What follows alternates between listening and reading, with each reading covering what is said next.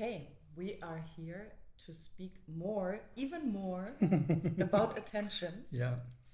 We're in the middle of defining what it is, speaking about its characteristics. So far, we established it is a limited resource, and it goes through a bottleneck. Yes. What else? And I really hope also that when we listen to this, we can ask ourselves, how do we feel it? Because it's something that very important is that it is very important. Really connected to our own experience. Yeah, to perceive it, not just to conceive it somewhere in our minds. So one of the things we have to understand with attention, it goes a little bit more to the general thing, but definitely a feature is attention is needed for everything else. So it's almost like a vitamin or like a trace mineral or like basic energy that everything else you want to do, you need this as the ground, as the foundation. Yeah. So if we speak about resources, let's say that I have to manage my schedule. I have to arrange my planning. The capacity, the resource of planning, the resource of time, the resource of my mindset to deal with those things, all this is there. But I have to be attentive to all of these things. I have to bring the attention, otherwise I will just be completely blurry and make mistakes.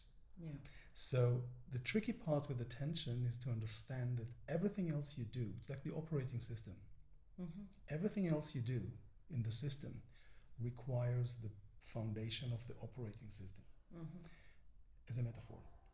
We spoke about metaphors and the dangers of metaphors. Yeah. But that's a wonderful metaphor for attention. So attention is always helping. It's like an auxiliary resource for everything else. And it makes a difference. Every time we are more attentive, all our talents, all our IQs or whatever Qs get enhanced. Yes. We can get things done, remember better, study better, perform better. Yeah. Can I insert an example here? Yes, please do. Because I really noticed that with some steps, like in my personal process or in my personal development, whatever, when I felt like I successfully dealt with something from my past that limited me today, that it created more silence. And with this more of silence, I was able to, as if, bring my attention more to my life now. That like these disturbances from my past were as if eating away on my attention. Because my attention wasn't really under my control, so to say. And perhaps it was caught up working with something else. Exactly. Yeah. As if the operating system, like the Arbeitsspeicher, the CPU. No, I think it's not the same thing, but there is this little thing turning that shows you that the computer is in compilation. It's somehow something is working, even though I'm not sure what is it. Why is it like I'm not able to pull my attention from it because it claims me. Very real, and I think it's an experience that everybody shares. And the question is, how quickly can we get back to work? And how quickly can we get the table clean and ready for whatever it is that we want? Yes. And how less are we busy with things that are irrelevant for actually what we want to? Yes. It's a very, very powerful example for something that everybody knows. And I think it also emphasizes why we should bother with personal work. Because it's not, because it's interesting to cry sometimes and think about your past, but it enables you to bring your attention in a different way. And to have a free room, free space. Yeah. Absolutely. Wow. So this was a bit off topic, but No, I think it's very much serving, because you can see that now that you got certain things out of the way, you are able to work with your attention better, and the attention can help you focus on whatever it is that you want to do now. Yeah. So that's definitely a very important part of it. And the next thing I wanted also to describe as a feature of attention, and all of us know it as well, and it's very important to remember those experiences, is the way that attention fluctuates. Mm-hmm. So, for instance, with little children, they say that a child can play with a toy a few minutes up to 15 minutes, and there is a range. Mm-hmm. And after that, something else. Mm-hmm. So attention fluctuates. A teacher in school usually are advised to teach a subject 20 minutes, because this is the attention, the active attention that students can. Is it connected to age? Or? It's also a matter of age, it's also a matter of training for sure, but we can see that attention cannot be forever permanently on something. It changes. So, and we also know it from moods or from things we are busy with personally. If somebody is sick in the family and we are worried, or something happens, the war now in Europe and things like this that are taking a toll on our attention. So we definitely know that we can concentrate so much today. Or for instance, for some people in the morning, they can get up early in the morning and be very clear, but after lunch, there is a slump. So those changes, it's important to understand our attention is a living thing. So sometimes it's at its best and sometimes less, and we have to be aware of those shifts and sometimes respect them. Now, if I really feel that I now read for the third time the same line in a book, and I don't know, maybe I need a rest or I need a break. And then I can come back to it after a little break or a nap or whatever. And suddenly I read it and of course, I got it immediately. Somehow there's... You know this, right? Yes, and there's something very touching in it for me when you speak about it. Because it's really, it requires gentleness. Like, I can really feel that this trying to force someone to pay attention is cruel, even. Yes, and we are now becoming so desperate to be focused. So people take microdosing for drugs to be focused. We are forcing ourselves, with all kinds of rewards that we will get more money and we'll get more this, we'll get more that. If we push ourselves to the limit, our ethics of the workplace nowadays, even in fitness, push, work, push, with the children, push, and focus is similar in the same way. So we burn ourselves instead of being aware that it's a living creature or a living capacity. Maybe it's even pulsating, right?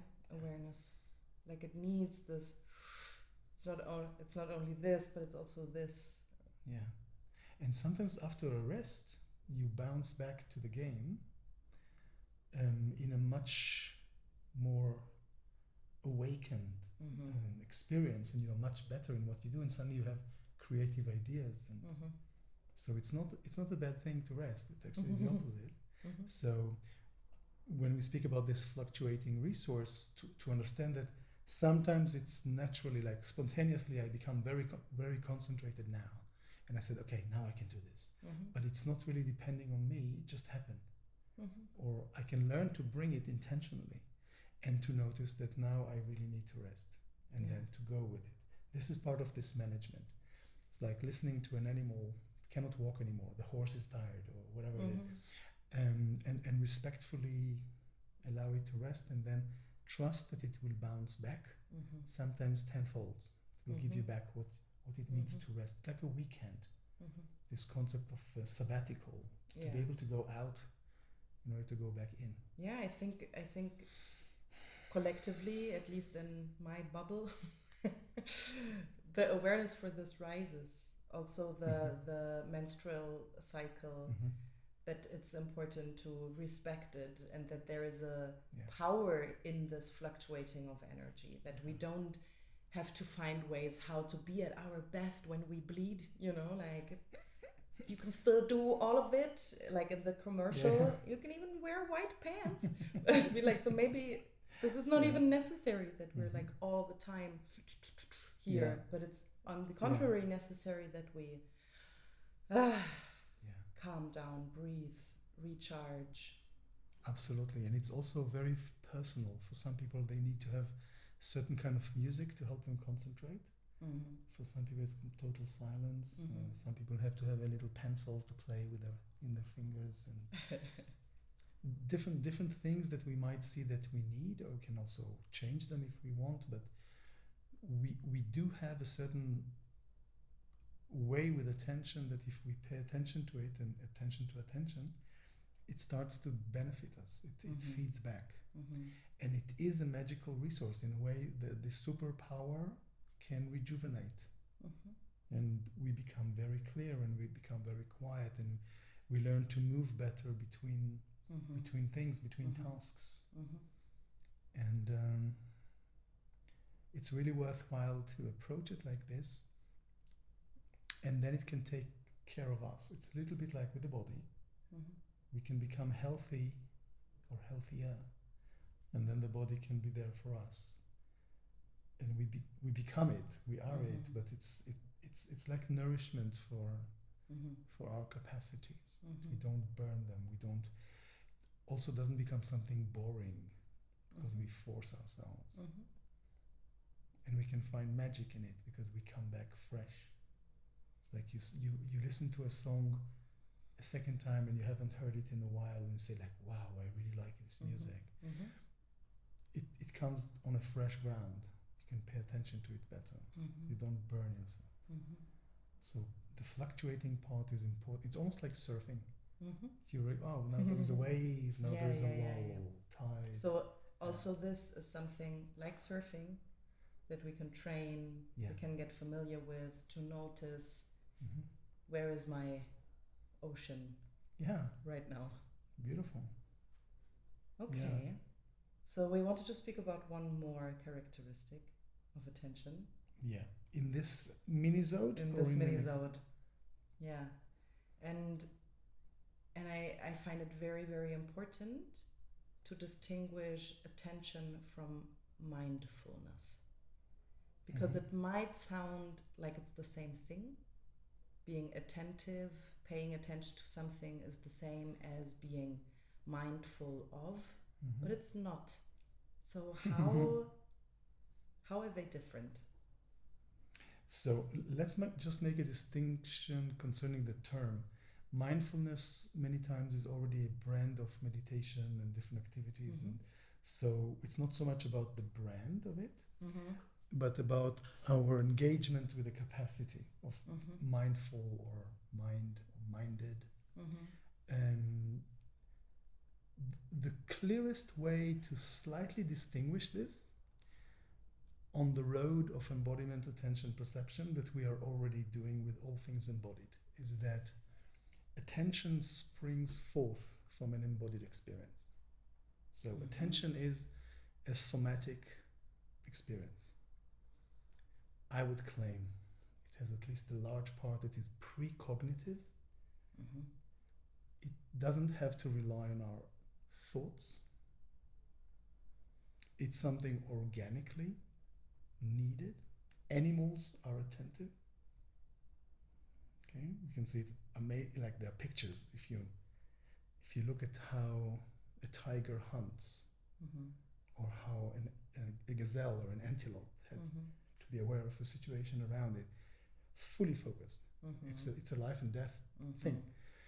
So in the context of embodiment, the attention is a somatic embodied capacity. We can learn to work with it like humans. We can learn to cultivate it, just like we cultivate the land or other things. But it's a somatic thing, and it's not a product of the mind. It was allocated to the mind historically, because it was part of the philosophical schools and part of religions, and how they try to create a place that people are not too much attached to their bodies. So it was more disembodied. But first thing, attention is an embodied capacity. So you can feel it. If we would have the awareness even now to look with our eyes at different places, we would see that we have to activate our organs to look. If I listen now to the noise, I listen now to to your question, to the debate we have between us. Yeah. I have to shift something in my very physical, concrete, tangible experience of an embodied attention. Like it goes to a specific place. When I want to listen and I'm not hearing very well, I would do a gesture of listening closer. It's all embodied. The tendency to speak about the mind, which is a very, very powerful tendency of our culture, goes, I would say, dangerously close to a slippery slope of trying to define what mind is and ending up in the dumps, because it's very complicated to define this.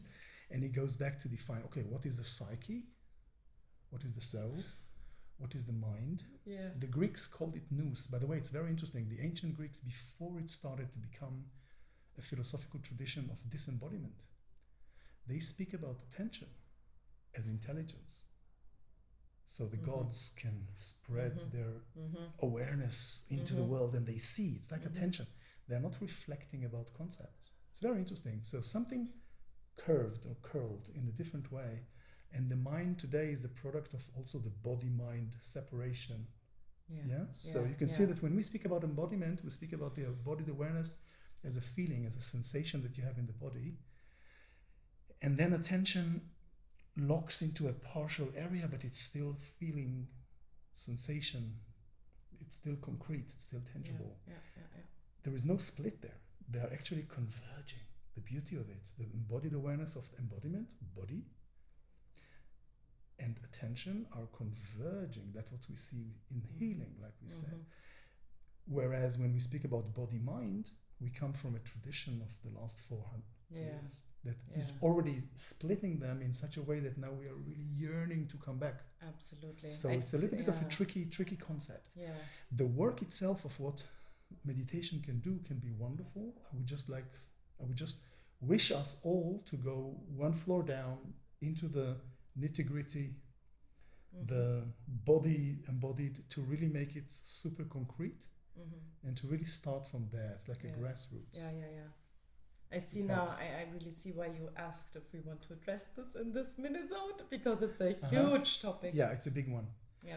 And meditation can be an amazing thing. Like, sure. It's not sure. And some the will brand. also argue, but there is embodied meditation, and there is for sure. And so there's many doors that we could elaborate now. Absolutely. But I think it's good to maybe wrap it here. Yeah. Because this were a few big chunks. It's a big chunk, and our civilization really stands before a huge challenge of how to re-embody itself. And even now in conversation, like grasp this. I can feel my brain like the wheels have to work. And also looking at it not as something, when I pay attention, I am there. It's not something that I observe, and it's not something that I necessarily disengage from or detach. I am fully there, attentive. If I want to detach, if I want to observe, it's within the qualities and the features of my attention. I can decide to detach, but it's not equal with. So, okay, it's like a dance. Not every dance is ballet. You can do a certain pirouette, but you can do also pas de bourrée chassé, how is it called? Probably. So these things, I can move into different modes, but it's, first of all, it must be embodied, it must be somatic. Then we can fly. But first of all, we have to have this ground. So that's maybe what the discussion. It gets more clear. Not a big hammer on the head. But we can replicate this one, and again, fluctuating attention, we can see that we might need to take a breather. Cool. Rich. Thanks. Thank you.